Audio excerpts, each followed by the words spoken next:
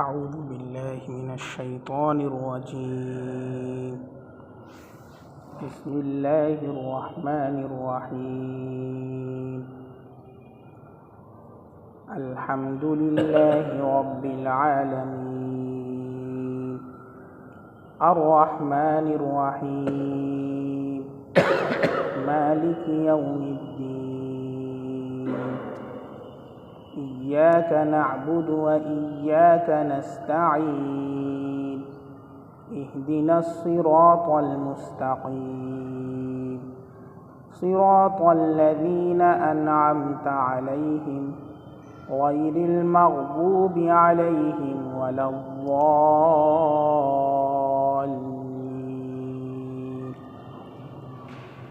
آمين صدق اللہ العظیم۔ شروع اللہ کے نام سے جو بے حد مہربان نہایت رحم کرنے والا ہے۔ تمام تعریفیں اللہ کے لیے ہیں جو سارے جہانوں کا پالنہار ہے، بڑا مہربان نہایت رحم کرنے والا ہے، بدلے کے دن کا مالک ہے۔ ہم تیری ہی عبادت کرتے ہیں اور تجھی سے مدد مانگتے ہیں۔ ہمیں سیدھے راستے کی ہدایت فرما، راستہ ان لوگوں کا جن پر آپ نے انعام کیا، نہ ان لوگوں کا جن پر آپ کا غضب نازل ہوا، اور نہ ان کا جو راستے سے بھٹک گئے۔ سورۃ الفاتحہ جو ام القرآن ہے، اس کا ایک نام ام القرآن یعنی قرآن کریم کی ماں۔ کے معنی جڑ اور بنیاد کے بھی آتے ہیں، یعنی قرآن کریم کے اندر جو 3 اصول بیان کیے گئے ہیں ان تینوں کو سورہ فاتحہ میں بیان کر دیا گیا ہے، تینوں کو سورہ فاتحہ میں بیان کر دیا گیا ہے۔ تو اس اعتبار سے یہ ام القرآن ہے اور قرآن کریم کا خلاصہ ہے، اور سورہ فاتحہ کا خلاصہ کیا ہے؟ ایاک نعبد و ایاک نستعین۔ تو پورے قرآن کریم کا راز اور خلاصہ سورۃ الفاتحہ ہے، اور سورۃ الفاتحہ کا راز ایاک نعبد و ایاک نستعین ہے۔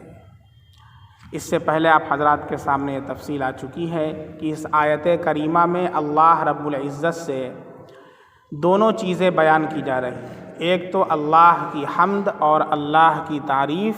ایاک نعبد، ہم تیری ہی عبادت کرتے ہیں، تیرے سوا کسی کی عبادت نہیں کرتے، کیونکہ کوئی اور دوسرا تیرے سوا عبادت کے لائق ہی نہیں ہے، کوئی اور دوسرا تیرے سوا بندگی کے لائق ہی نہیں ہے، کوئی اور دوسرا تیرے سوا خواہ محمد ہی کیوں نہ ہو صلی اللہ علیہ وسلم سجدے کے لائق ہی نہیں، صرف اللہ عبادت کے لائق ہے۔ عبادت کسے کہتے ہیں؟ عبادت کا ڈیفینیشن کیا ہے؟ انتہائی عظیم اور بلند و بالا شخصیت کے سامنے اپنے انتہائی عاجزی اور تذلل کے اظہار کا نام ہے عبادت۔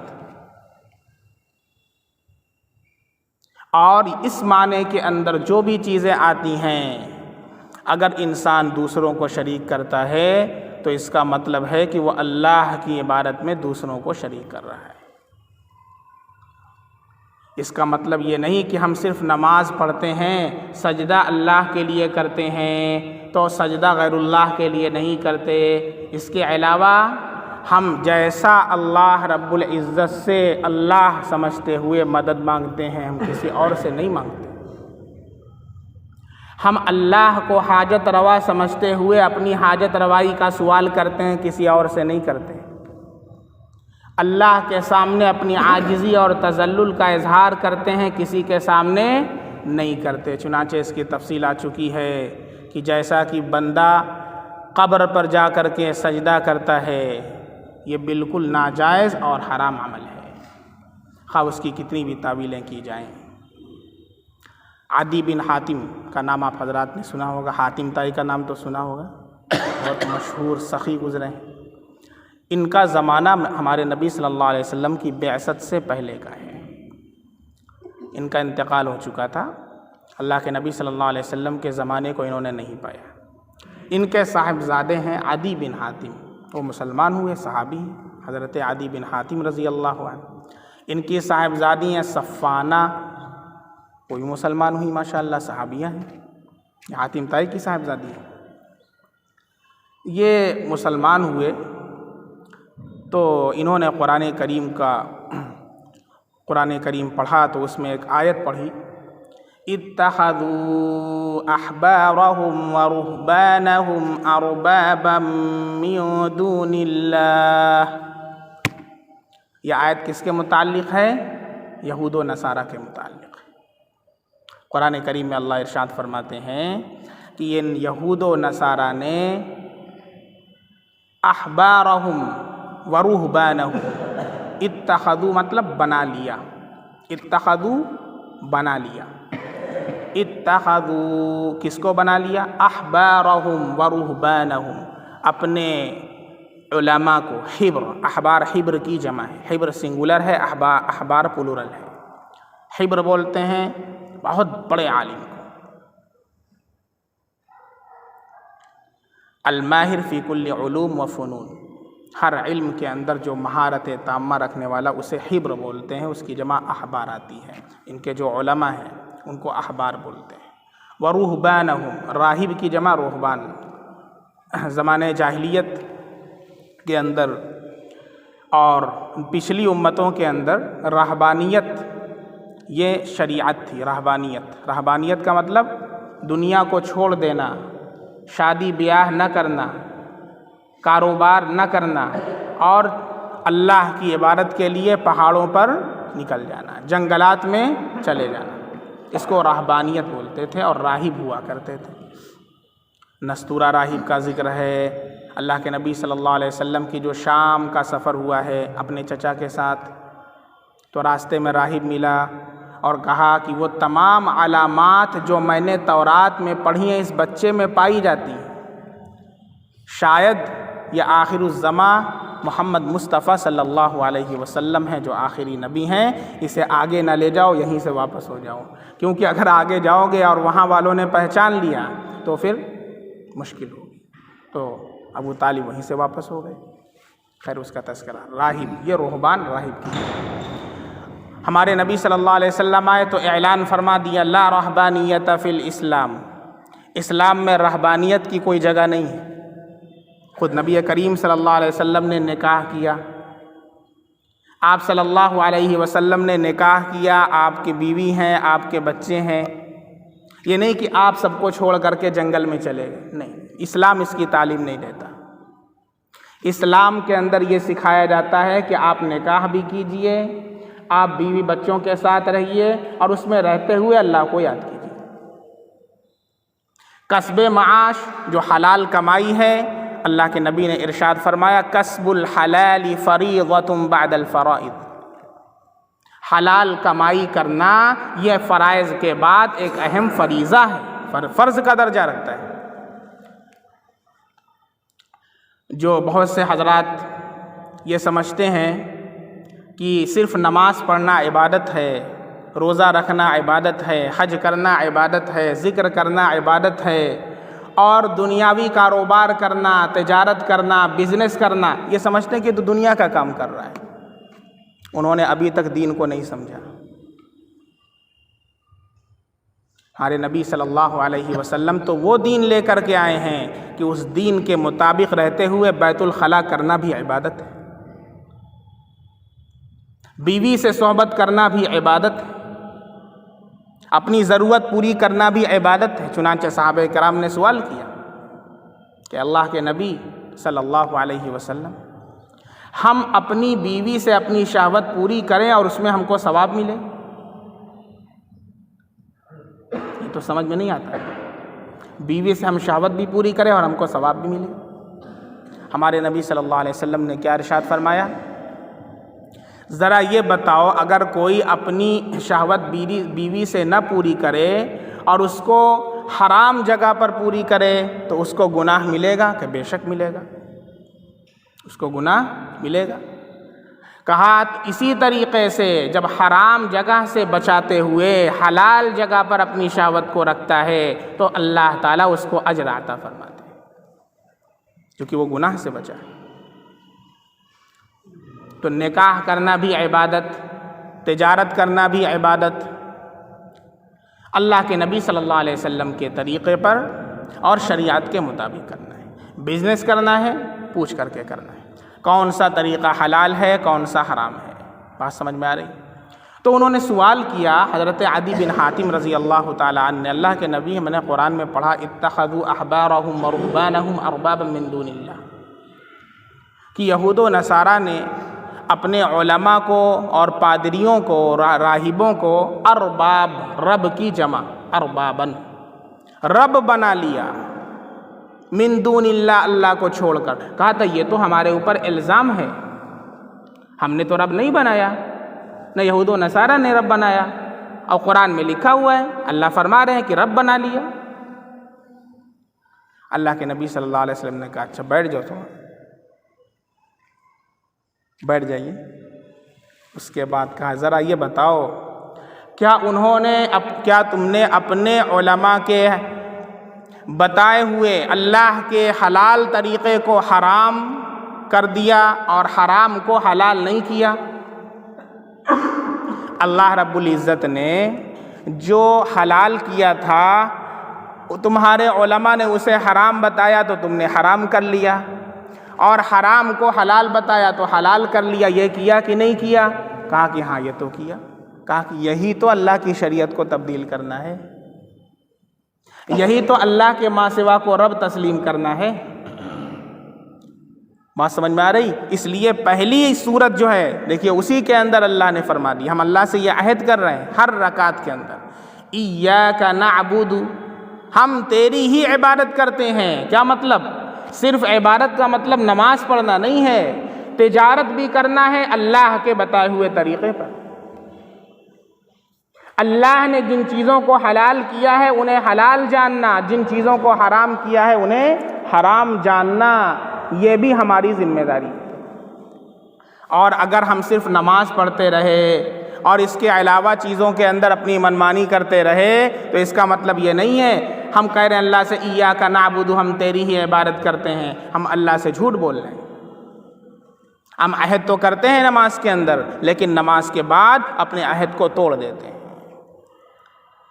المؤمن اذا وعد وفا، یہ تو منافق کی صفت ہے۔ مومن کی صفت کیا ہے؟ وعدے کو پورا کرنا ہے، وہ عہد کو توڑتا نہیں ہے بلکہ عہد پر پابندی سے عمل کرتا ہے۔ وَإِيَّاكَ نَسْتَعِينُ، اور تجھ ہی سے مدد مانگتے ہیں۔ اس سلسلے میں بہت سی باتیں بتائی گئی تھیں آپ کو، استعانت، استمداد اور وسیلہ، تینوں چیزوں کا مسئلہ ہے۔ ہم تجھ ہی سے مدد مانگتے ہیں۔ اب اس کے اندر تین چیزیں ہیں، ایک ہے وسیلہ بالعمل، وسیلہ بالعمل، کسی عمل کا وسیلہ لینا۔ جیسے بہت مشہور روایت ہے جس کو امام بخاری رحمۃ اللہ علیہ نے بھی روایت کیا ہے کہ اللہ کے نبی صلی اللہ علیہ وسلم نے تین شخص کا ذکر کیا جو بنی اسرائیل کے تھے۔ وہ لوگ جا رہے تھے، رات ہو گئی، تاریکی بڑھ گئی، تو انہوں نے ایک غار دیکھی، غار کے اندر چھپ گئے، غار میں پناہ لے لی کہ صبح ہو جائے گی تو پھر یہاں سے چلیں گے۔ اور رات کے اندر ایک بڑا پتھر پہاڑ کا وہ لڑھکتا ہوا آیا اور اس غار کا جو منہ تھا اس کے اوپر گر پڑا اور منہ بند ہو گیا۔ اب یہ تینوں کے تینوں اسی کے اندر پھنس گئے اور بالکل اپنی جان کی امان اللہ سے مانگنے لگے کہ اللہ کسی طرح ہم کو نکال دے، لیکن کوئی صورت سمجھ میں نہ آتی تھی۔ اب تینوں نے مل کر کے یہ کہا کہ بھائی اب ایسے موقع پر اللہ رب العزت سے ہر شخص اپنے عمل کا، کوئی نیک عمل کا وسیلہ دے کر کے سوال کرے، بس یہی ایک طریقہ ہے، اللہ ہی ہماری مدد کر سکتا ہے۔ چنانچہ ایک صاحب جو تھے اس میں سے انہوں نے اللہ سے کہا، دعا کی کہ اے اللہ میرے بوڑھے ماں باپ تھے، میرا عمل تھا کہ جب میں آتا تھا بکریاں چرا کر کے شام کو تو سب سے پہلے اپنے ماں باپ کو دودھ پلاتا تھا اور پھر اس کے بعد اپنی بیوی کو، اپنے بچوں کو، اپنی لونڈیوں کو، اپنے غلاموں کو، لیکن جب تک ماں باپ دودھ نہ پی لیں پھر کسی کو اس وقت تک نہیں پلاتا تھا۔ ایک دن میں آیا تو ماں باپ سو چکے تھے، گہری نیند میں تاخیر ہو گئی آنے میں، دونوں سو چکے تھے۔ میں دودھ کا برتن لے کر کے ماں باپ کے سرہانے کھڑا رہا اور ان کو اس لیے نہ جگایا کہ ان کو تکلیف ہوگی، اور پوری رات گزر گئی۔ میں نے اس مشقت کو برداشت کیا، ہمارے بچے ہمارے پیر کو پکڑ کر کے بلکتے رہے، لیکن ہم نے ان کو دودھ نہ دیا۔ یہ عمل اگر خالص میں نے آپ کی رضا کے لیے کیا تھا تو اے اللہ ہمیں اس سے نجات عطا فرما دے اور یہاں سے نکلنے کا کوئی راستہ نکال دے۔ چنانچہ یہ دعا کرنا تھا کہ وہ پتھر ذرا سے سرک گیا، لیکن اتنا نہیں کہ اس میں وہ لوگ باہر آ جائیں، تھوڑا ہی سا۔ اس کے بعد دوسرے صاحب باری آئی، دوسرے صاحب کی، انہوں نے اللہ سے دعا کیا کہ اے اللہ، میری ایک چچیری بہن تھی جس سے میں سب سے زیادہ محبت کیا کرتا تھا، بہت زیادہ محبت کیا کرتا تھا۔ ایک مرتبہ میں نے اس سے یہ کہا کہ تو اپنے آپ کو میرے سپرد کر دے، لیکن اس نے نہ مانا، انکار کر دیا۔ پھر ایک وقت آیا کہ قحط پڑا تو میرے پاس غلہ لینے کے لیے آئی، میں نے اسے 120 اشرفیاں دیں اور یہ کہا کہ شرط پر دیتا ہوں کہ تو مجھے اپنے آپ کو حوالے کر دے، میرے سپرد کر دے، اور وہ راضی ہو گئی۔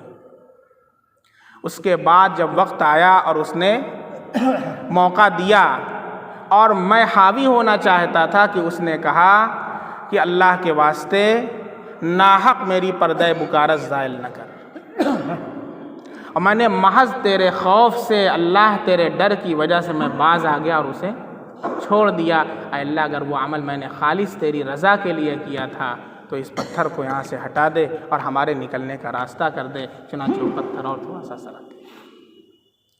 پھر تیسرے صاحب کی باری آئی،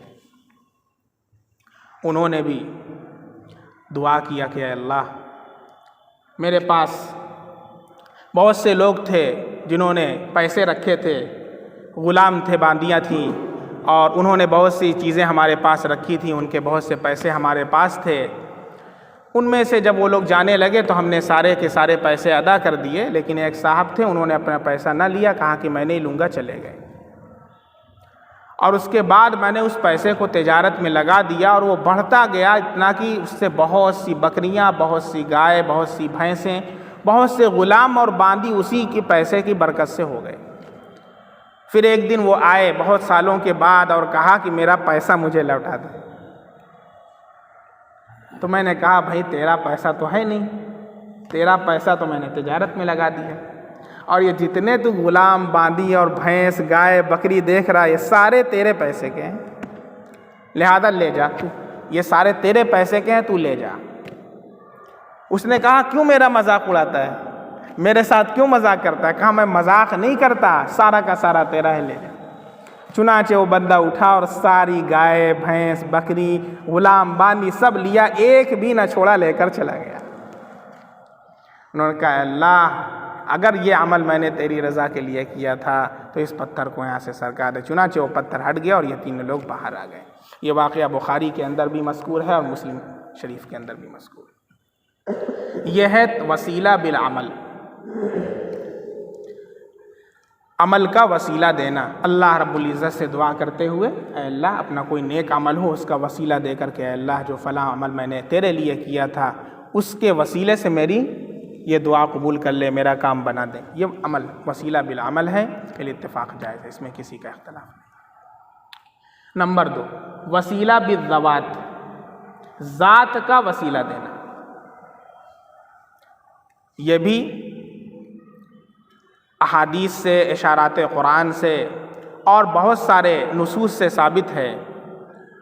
چنانچہ ایک صحابی ہیں، اللہ کے نبی صلی اللہ علیہ وسلم کے پاس آئے، ان کا نام ہے حضرت عثمان بن حنیف رضی اللہ عنہ، ضریر البصر، ان کی آنکھ میں کچھ تنگی تھی، پریشانی تھی۔ اللہ کے نبی صلی اللہ علیہ وسلم کے پاس آئے اور کہا کہ اللہ کے نبی میرے لیے دعا کر دیجیے۔ آپ نے فرمایا اذا شئت فدعوت واذا شئت فاصبر وهو خیر لک، اگر تو چاہے تو میں تیرے لیے دعا کروں، اور اگر تو چاہے تو صبر کرے، اور صبر کرنا تیرے لیے زیادہ بہتر ہے۔ تو انہوں نے کہا نہیں اللہ کے نبی دعا کر دیجیے، ہمارے لیے دعا کر دیجیے کہ مجھے شفا ہو جائے۔ آپ نے کہا ٹھیک ہے۔ پھر آپ نے حکم دیا کہ خوب اچھی طرح وضو بنا، انہوں نے وضو بنایا، پھر کہا 2 رکعت نماز پڑھو۔ یہ اللہ کے نبی تعلیم فرما رہے ہیں، ہم کو بھی ایسے ہی کرنا ہے، کریں گے بھائی انشاءاللہ۔ بھائی کوئی حاجت ہو تو پہلے کیا کریں گے؟ 2 رکعت نماز وضو بنائیں گے، پھر 2 رکعت نماز پڑھیں گے۔ انہوں نے 2 رکعت نماز پڑھی، پھر اللہ کے نبی صلی اللہ علیہ وسلم نے ان کو دعا بتائی اور کہا کہ یہ دعا اللہ سے مانگ۔ اللہ کے نبی صلی اللہ علیہ وسلم نے جو دعا بتائی اس کے الفاظ ہیں اللہم انی اسألک، اے اللہ میں تجھ سے سوال کرتا ہوں، وَأَتَوَجَّهُ إِلَيْكَ بِمُحَمَّدٍ نَبِيِّ الرَّحْمَةِ، اور میں تیری طرف متوجہ ہوتا ہوں محمد صلی اللہ علیہ وسلم کے وسیلے سے جو نبی رحمت ہے۔ با الباء للوسیلہ، با کس کے لیے ہے؟ وسیلہ کے لیے۔ میرے نبی نے تعلیم فرمائی ہے یا محمد انی قد توجہت بک الی ربی فی حاجتی ہذہ لتقضی، کہ آپ میری حاجت کو پورا کر دیں۔ اللہم فشفعہ فی، اے اللہ مجھے شفا عطا فرما۔ اللہ رب العزت نے شفا عطا فرمائی، ان کی آنکھ صحیح ہو گئی، فقامہ کھڑے ہو گئے۔ اللہ کے نبی صلی اللہ علیہ وسلم نے خود یہ دعا تعلیم فرمائی ہے، یعنی ذات کا وسیلہ دینا۔ اسی طریقے سے قرآن کریم کے اندر سورہ بقرہ کے اندر ہے کہ جو مدینے میں یہودی قبائل تھے، اللہ کے نبی صلی اللہ علیہ وسلم کی آمد سے قبل آپ کا وسیلہ دے کر کے دعا کیا کرتے تھے۔ کو معلوم تھا کہ یہ نبی آخر الزماں آنے والے ہیں جو بہت بابرکت ہیں، اللہ ان کے وسیلے سے دعا قبول فرما لیا کرتے تھے۔ مدینے کے یہودی اللہ کے نبی کا وسیلہ دیتے تھے، کوئی پریشانی آتی تھی کہ اے اللہ تو نبی آخر الزماں آنے والے ہیں تو ان کے وسیلے سے میری دعا قبول فرما لے اور یہ پریشانی ہم سے ہٹا دے، اللہ ہٹا دیا کرتے تھے۔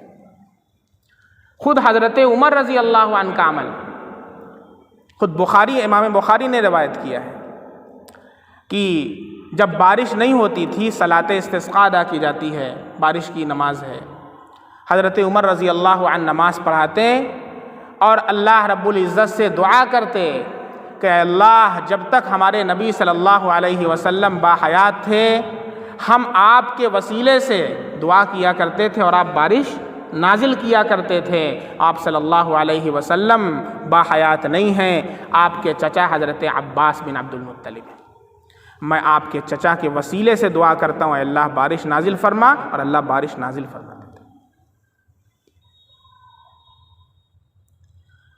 اس سلسلے میں بھی افراط و تفریط پائی جاتی ہے۔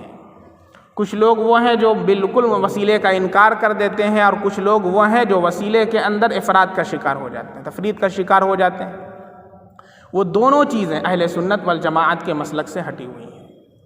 اہل سنت والجماعت کا جو مسلک ہے وہ اعتدال کا مسلک ہے، اور ہم ہر نماز میں اللہ سے یہی دعا کرتے ہیں اہدنا الصراط المستقیم، اے اللہ تو ہمیں سیدھے راستے کی ہدایت عطا فرما۔ اور صراط المستقیم کون ہے؟ صراط مستقیم کسے کہتے ہیں؟ الطریقہ المسلوکہ فی الدین، الطریقہ المسلوکہ فی الدین لا عوج فیہا، وہ طریقہ جو دین کے اندر رائج ہے اور جس کے اندر کجی نہیں ہے، ٹیڑھا پن نہیں ہے، جو افراط سے پاک ہے، تفریط سے پاک ہے، بالکل سیدھا راستہ۔ چنانچہ اللہ کے نبی صلی اللہ علیہ وسلم نے ایک موقع پر صحابہ کرام کو مثال سے سمجھایا۔ آپ نے ایسے زمین کے اوپر ایک لکیر کھینچی، سیدھی، بالکل سیدھی لکیر، اور پھر بہت سی لکیریں آپ نے ایسے ایسے کھینچی، کچھ ادھر جا رہی ہیں، کچھ ادھر جا رہی ہیں۔ آپ نے فرمایا کہ یہ جو سیدھی لکیر ہے یہ صراط مستقیم ہے، اور اس کے علاوہ جو لکیریں ہیں یہ سب صراط مستقیم سے ہٹی ہوئی۔ ہم ہر نماز میں اللہ سے کیا دعا کرتے ہیں؟ اہدنا الصراط المستقیم، اے اللہ تو ہمیں صراط مستقیم کی ہدایت عطا فرما۔ اب کون سا وسیلہ جائز ہے، کون سا ناجائز ہے، اس سلسلے میں تھوڑی سی تفصیل، اسی پر بات کو ختم کر دیتے ہیں۔ اللہ رب العزت سے سوال کرنا عمل کا واسطہ دے کر کے، وسیلہ دے کر کے، بالکل جائز، اس میں کسی کا اختلاف نہیں۔ اللہ رب العزت سے مدد مانگنا ذات کا وسیلہ دے کر کے، اور ذات کو جس ذات کا وسیلہ دے رہے ہیں اس کو مختار کل نہ سمجھنا، اس کو حاجت روا نہ سمجھنا، اس کو مشکل کشا نہ سمجھنا، یہ بھی جائز ہے۔ اس کی مثال میں نے اس سے پہلے دیا تھا، جیسے یہ ٹیوب لائٹ ہے، اس سے روشنی آپ کو مل رہی ہے، اس کے واسطے سے مل رہی ہے، اس کے وسیلے سے مل رہی ہے کہ ڈائریکٹ پاور ہاؤس سے بجلی آپ کے اوپر گرا دی جائے، ڈائریکٹ پاور ہاؤس سے بجلی گرا دی جائے تو آپ کو روشنی مل رہی ہے، یا آپ کو اس ٹیوب لائٹ سے مل رہی ہے؟ ٹیوب لائٹ کے وسیلے سے روشنی مل رہی ہے، لیکن پاور ہاؤس سے جو اس کا کنیکشن ہے اسے آپ کاٹ دیجئے تو پھر روشنی ملے گی؟ نہیں ملے گی۔ کیا معلوم ہوا؟ یہ ٹیوب لائٹ روشنی دینے میں بذات نہیں ہے، ٹیوب لائٹ روشنی دینے میں بذات نہیں ہے، اس کے اندر جو روشنی آ رہی ہے وہ کہاں سے آ رہی ہے؟ پاور ہاؤس سے آ رہی ہے۔ کچھ لوگوں کو یہ غلط فہمی ہو گئی کہ جب انہوں نے انبیاء کرام کے معجزات دیکھے، اولیاء اللہ کے کرامات کو دیکھا، تو انہوں نے یہ دیکھ کر کے سمجھ لیا کہ یہ معجزات نبی کا فعل ہے۔ جیسے کوئی انسان ٹیوب لائٹ پہلی مرتبہ دیکھے تو یہ کہے اوہو یہ تو ٹیوب لائٹ روشنی دے رہا ہے، بذات یہ روشنی دے رہا ہے، جبکہ اسے یہ معلوم نہیں ہے کہ ٹیوب لائٹ اپنی روشنی دینے میں بذات نہیں ہے، پاور ہاؤس سے روشنی آ رہی ہے، چنانچہ ابھی آپ کنیکشن کاٹ دیجیے روشنی نہیں ملے گی۔ تو اسی طریقے سے کچھ لوگوں نے جب نبی کریم صلی اللہ علیہ وسلم کے معجزات کو دیکھا، صحابہ کرام اور اولیاء اللہ کے کرامات کو دیکھا، تو انہوں نے یہ سمجھ لیا کہ یہ تو بذات خود ان کا فعل ہے۔ یہی غلط فہمی ہے۔ معجزات اللہ کا فعل ہوتے ہیں، اچھی طرح سمجھ لیجیے، عقیدے کا مسئلہ ہے، اس لیے تفصیل کر رہے ہیں۔ معجزات اللہ کا فعل ہوتے ہیں، کرامات اللہ کا فعل ہوتا ہے، ظہور اس کا ہوتا ہے نبی اور ولی کے ہاتھ پر، نبی کا فعل نہیں ہوتا، کرامت کسی ولی کا فعل نہیں ہوتا۔ اور جو یہ سمجھتا ہے کہ بالذات نبی کا فعل ہے، اس کو پھر سے اپنے ایمان کی تجدید کی ضرورت ہے۔ اچھی طرح مسئلہ سمجھ لیں،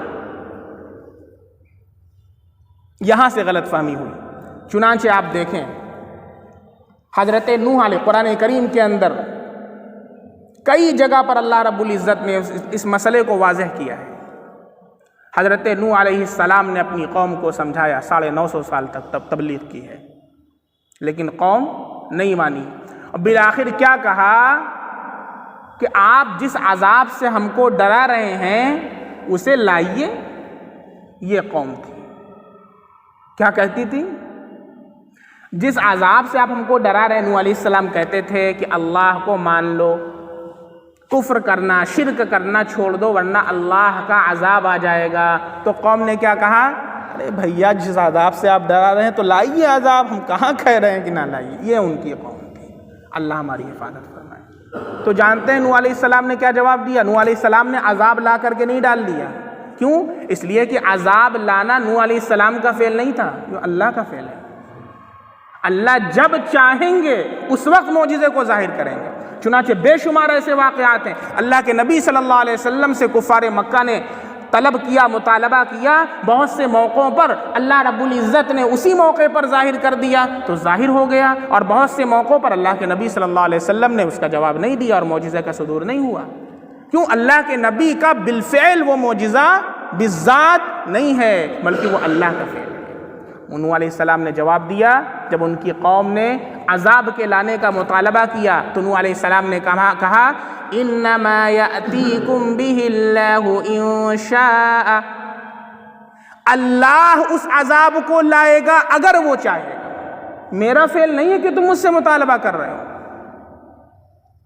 کچھ بات سمجھ میں آ رہی ہے؟ اسی طریقے سے بہت سے انبیاء کرام کا ایک قول نقل کیا ہے قرآن نے، بہت سے انبیاء، صرف نوح علیہ السلام کے ساتھ یہ نہیں ہوا بلکہ اور انبیاء کرام کے ساتھ بھی، کہ جب انہوں نے اپنی قوم کو اللہ کے عذاب سے ڈرایا تو ان کی قوم نے عذاب کے لانے کا مطالبہ کیا، کہا کہ جس عذاب سے آپ ہم کو ڈرا رہے ہیں اگر آپ سچے ہیں تو عذاب کو لا کر کے دکھائیے۔ تو انہوں نے کیا کہا؟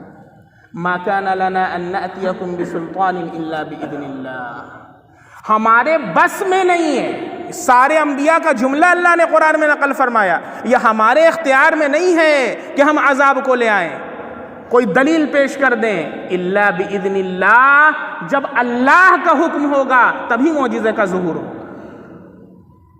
کچھ بات سمجھ میں آ رہی ہے؟